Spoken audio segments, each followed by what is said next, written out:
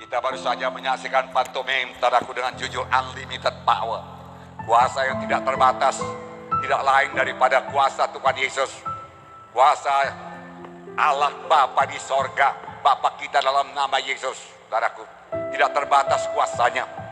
Dia menciptakan manusia ini, saudaraku, dan dia juga menciptakan bumi dan semesta alam ini hanya dengan firman-Nya saja.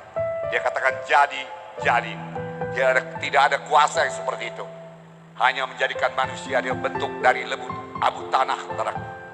Saudaraku, kemudian dia hembuskan napas yang hidup. Dan manusia itu menjadi makhluk yang hidup, yang bisa bersekutu dengan Tuhan. Tuhan, saudaraku, suka bersekutu dengan anaknya.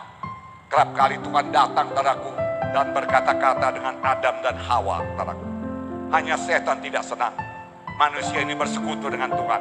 Sampai sekarang setan berkata, saudara beragama bolehlah, tapi jangan kau bersekutu dengan Tuhan. Jangan lahir baru, jangan jadi anak Tuhan, supaya engkau jangan mewarisi hidup yang kekal. Saudaraku, hanya dengan lahir baru kita mewarisi hidup yang kekal.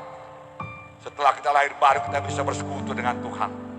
Dan setan tidak senang. Saudara lihat tadi setan mengganggu, mau memisahkan dia, saudaraku, dalam persekutuannya dengan Tuhan. Sampai sekarang setan berusaha memisahkan kita dengan Tuhan, saudaraku. Saudaraku yang kasih dalam nama Yesus, tapi syukur dia kembali kepada Alkitab, kembali kepada firman Tuhan. Firman Tuhan adalah jawaban dalam hidup kita. Firman Tuhan mengajari kita. Firman Tuhan makanan rohani kita. Firman Tuhan bawa iman yang teguh kepada kita. Firman Tuhan akan memberikan pengertian yang baru kepada kita. Mari, ini pelajaran kepada kita, supaya semua kita kembali kepada firman Tuhan. Amin. Ya, kembali kepada firman Tuhan. Haleluya, saudaraku.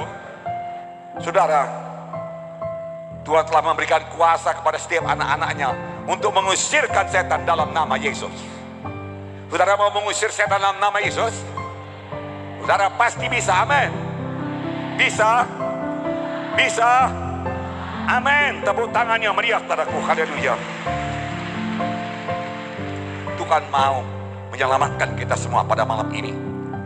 Tuhan mau menolong yang sakit pada malam ini.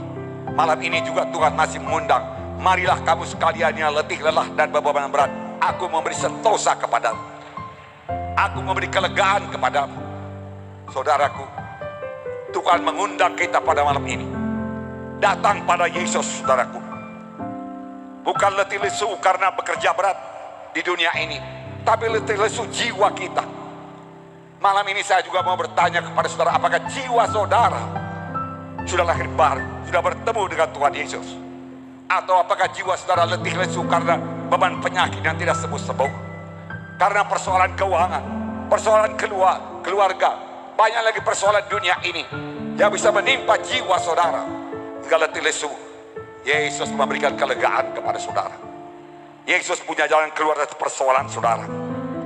Langkah pertama bagi saudara yaitu datang pada Yesus dan biarkan Yesus bertahta dalam hati saudara, menjadi Tuhan dan Juru Selamat saudara. Maka dia akan memberikan hidup baru kepada saudara. Firman Tuhan berkata, barang siapa yang ada dalam Kristus, ya kejadian yang baru, yang lama lenyap, yang baru timbul. Saudara menjadi baru sungguh-sungguh, yang bisa bersekutu dengan Tuhan. Amin. Bisa bersekutu dengan Tuhan. Nah, tidak ada yang mustahil, karena di sini sudah hadir Tuhan yang punya kuasa unlimited power. Kanker tumor, Tuhan sanggup menyembuhkannya. Amin. Penyakit jantung, paru-paru, penyakit hati, penyakit usus, dan lain sebagainya dapat disembuhkan Tuhan. Haleluya. Tidak ada yang mustahil bagi orang yang percaya. Firman Tuhan berkata, saudara, malam ini lebih daripada kesembuhan penyakit, Tuhan menyediakan keampunan dosa, keselamatan jiwa, kelahiran baru, jadi anak-anak Tuhan.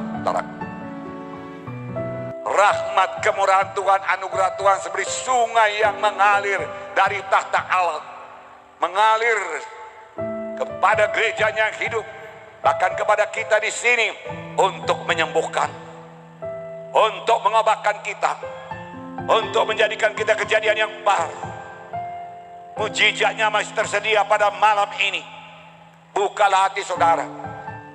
Untuk ini Tuhan Yesus telah membayar harga yang sangat mahal. Karena kita semua manusia sudah jatuh kepada dosa, tergadai kepada dosa. Tuhan menebusnya kembali dengan apa ditebusnya? Dengan darahnya yang kudus, saudaraku. Untuk itu darahnya harus dicurahkan. Dan Yesus mulai mencurah darahnya di Getsemani. Kemudian Yesus mencurahkan darahnya, saudaraku, di kayu salib. Namun sebelum disalib, Tuhan Yesus dicambuk lebih dahulu dengan cambukan, saudaraku, yang kejam dari serdadu Romawi. Robek-robek semua daging punggung Tuhan Yesus, saudaraku. Semua robek. Kelihatan tulang-tulangnya, saudaraku. Dan firman Tuhan berkata, itulah dia bilur-bilur Yesus. Apakah gunanya bilur Yesus? Sampai sekarang bilur Yesus masih berkuasa.